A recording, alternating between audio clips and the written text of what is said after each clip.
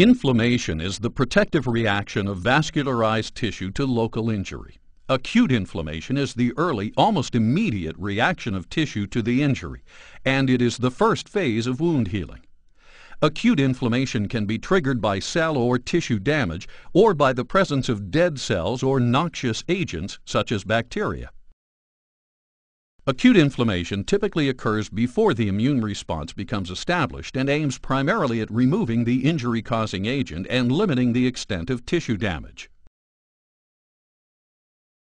Acute inflammation occurs in two overlapping stages, vascular and cellular.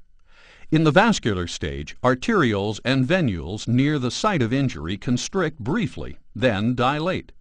Dilation promotes congestion, while an accompanying increase in capillary permeability leads to the movement of fluid into the affected tissue, resulting in the 5 classic signs of inflammation: redness, swelling, heat, pain, and loss of function.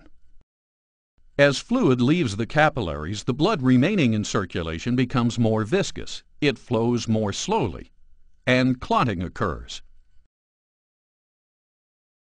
The cellular stage of acute inflammation is initiated by the movement of phagocytic white blood cells, or leukocytes, into the area of injury.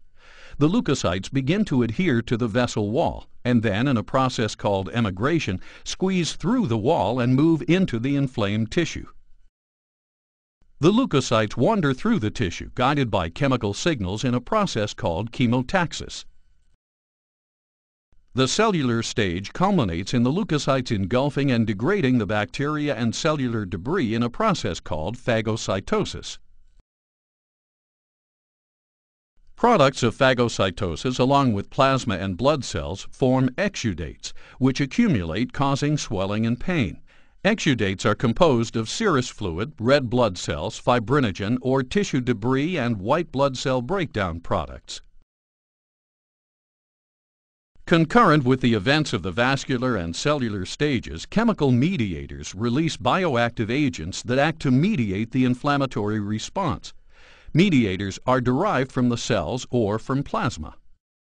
One of the first mediators of an inflammatory response is a cell-derived mediator, histamine, found in high concentrations in the mast cells of connective tissues adjacent to blood vessels, as well as in blood basophils and platelets.